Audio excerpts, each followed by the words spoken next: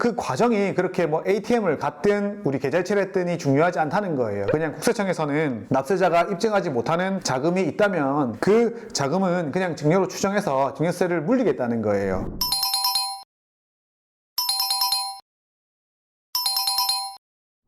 안녕하세요 여러분, 대한변호사협회 인증 상속전문변호사 우광일입니다. 자 여러분, 부모님들이 자녀들이 결혼할 때 전세자금이나 주택매수자금을 지원하는 경우가 많잖아요. 그런데 이제 계좌이체는 기록이 남으니까 ATM에서 돈 뽑아서 현금으로 주자, 이런 경우가 많단 말이에요. 자녀들이 여러분이 ATM에서 뽑아준 돈, 은행 창구에서 뽑아준 돈으로 부동산을 매수할 때는 자금 출처 조사를 당할 수가 있게 되는 거거든요. 오늘은 이에 대해서 알아보도록 하겠습니다. 제가 번 돈을 세금을 내고 은행에 입금을 해뒀어요.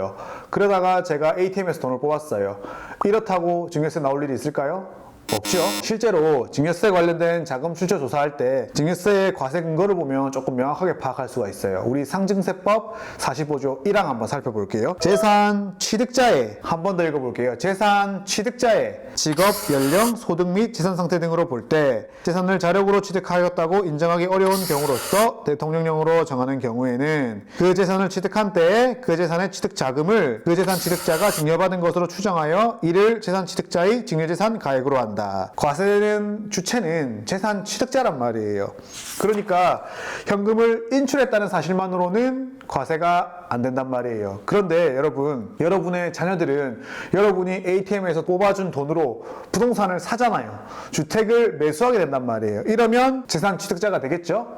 상증세법 45조 1항이 적용되겠네요. 이제 주체가 되겠네요. 그러면 여러분의 자녀들은 증여세를 내야 할 가능성이 이제 생기기 시작하는 거예요. 우리가 조정 대상 지역에서 집을 사면 의무적으로 자금조달 계획서라는 것을 작성하고 제출하게 되어 있죠. 서울은 지금까지도 조정 대상 지역이죠. 자녀는 자금조달 계획서를 작성해서 제출하게 되고 그 항목에는 이 부동산을 매수하는데 자금의 출처가 어딘지 명백히 밝히라는 거예요. 그래서 이 과정에서 문제가 있으면 한국부동산원에서 먼저 검증을 합니다. 세금 탈루 혐의가 포착되거나 아니면 가족 간에 차용증을 제출하거나 이러한 의심스러운 정황이 있다고 생각하면 국세청으로 의무적으로 통보를 하게 됩니다. 우리 자금 출처 조사하게 되는데 자금 출처 조사가 무서운 이유는 아까 봤던 상증세법 45조 1항 재산 취득 자금 등의 증여 추정 규정 때문이에요. 아까 조문대로 재산 취득자의 직업, 연령, 소득 및 재산 상태 등으로 볼 때 재산을 자력으로 취득하였다고 인정하기 어려운 사람이 그 재산을 취득하였다면 그 재산 취득자가 증여받은 걸로 봐서 바로 그냥 증여세 물리겠다는 내용이거든요. 증여세 추정하겠다는 의미 제가 저번 영상에서 말씀드렸죠. 반증 제시 못하면 그냥 증여세 과세하겠다는 말이에요. 제가 예를 들어 설명해 볼게요. 제 아들이 35살인데 이제 결혼을 한대요. 그래서 20억짜리 집을 지금 매수하는 상황이거든요. 근데 얘가 20억이 없잖아요. 아버지가 12억 정도를 주기로 했어요.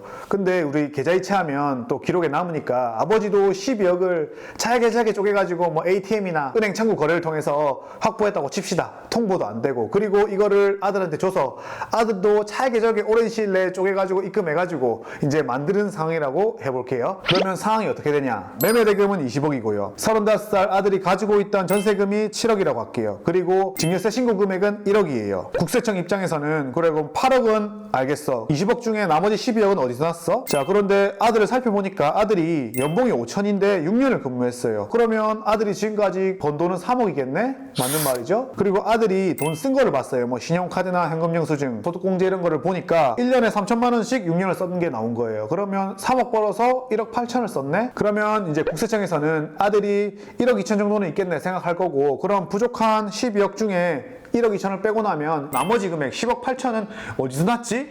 이렇게 생각한단 말이에요. 국세청에서는 소득 지출 분석 시스템이라고 불리는 PCI 분석이라고 합니다. 이렇게 소득 대비 지출이 맞지 않으면 세무조사가 나온다는 거예요. 따라서 여러분은 소득과 지출에 맞도록 자금을 준비해야 된다는 겁니다. 최소 이제 5년, 10년 이렇게 두고 보고 나오기 때문에 거기에 맞는 자금을 준비하는 게 중요합니다. 제가 여러 번 말했지만 아들이 돈을 잘 벌어서 입증이 되는 거예요. 그러면 당연히 걱정할 필요 없겠죠? 그러니까 보니까 여러분들이 아들의 소득을 어떻게 만들어 주는가가 우리 자금 출처 조사를 피해가는 첫 번째 방법이라고 저는 생각합니다. 간혹 요즘에 들어보면 부모님이 전세 자금 도와줬는데 전세 자금에 대해서 자금 출처 조사 나왔다고 하시는 분들이 많아요. 전세는 등기하고 이런 것도 아닌데 어떻게 알았을까 살펴보면 전입신고하고 확정일자 받게 되잖아요. 그 과정에서 국세청에 통보가 되면서 적발된 게 아닌가 싶어요. 최근 전세값도 옛날에 우리 1, 2년 전에는 진짜 많이 올랐잖아요. 그러니까 이런 많은 사례들이 적출되고 있다고 보시면 되겠습니다. 그리고 우리 전월세 신고제도 시행됐으니까 이런 것들까지 과세의 근거가 되지 않나 이렇게 생각합니다. 자,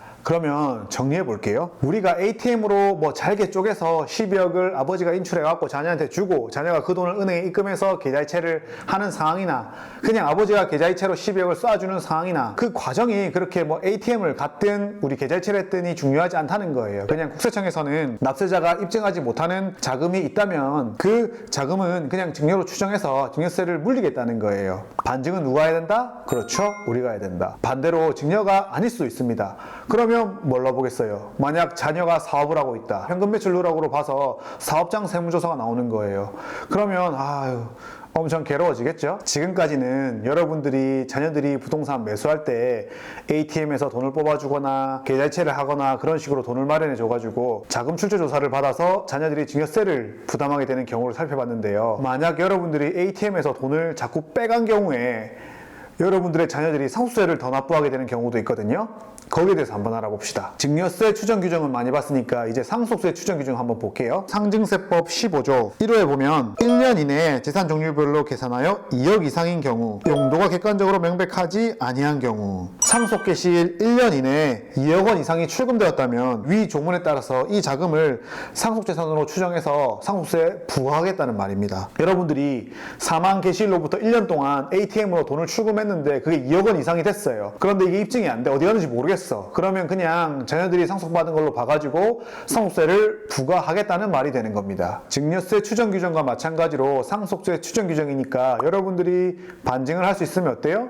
당연히 안 나오겠죠. 그럼 여러분들이 여기서 질문을 할 수 있어요. 1억 원 이상 ATM 뽑으면 어떻게 돼요? 이렇게 물어볼 거예요. 이 경우에 자녀에게 입금된 내역이 없다면은 이 조문을 가지고는 과세하기가 어렵다고 보여집니다. 자, 여러분은 이번 영상을 통해서 우리 자녀들이 부동산 매수할 때 ATM에서 돈 뽑아주면 자녀들한테 증여세 추정돼서 과세될 수 있다는 점 알려드렸죠. 그리고 여러분들이 죽기 1년 동안 2억 이상 ATM으로 인출하면 당연히 자녀들한테 상속세가 나올 수 있다는 점 역시 제가 알려드렸습니다. 그러니까 여러분들이 ATM에서 돈 뽑아서 자녀에게 주실 때는 신중하게 하셔야 된다는 의미입니다. 다음 시간에는 증여세 없는 차용증을 작성하는 방법을 변호사인 제가 직접 알려드리도록 하겠습니다. 혹시 이 영상을 보고 계시는 세무사님들이 계시다면 한번 연락 주십시오.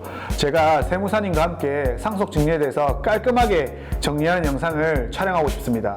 세무사님을 주인공으로 만들어 드리겠습니다. 저는 다음 영상에서 뵙겠습니다. 안녕!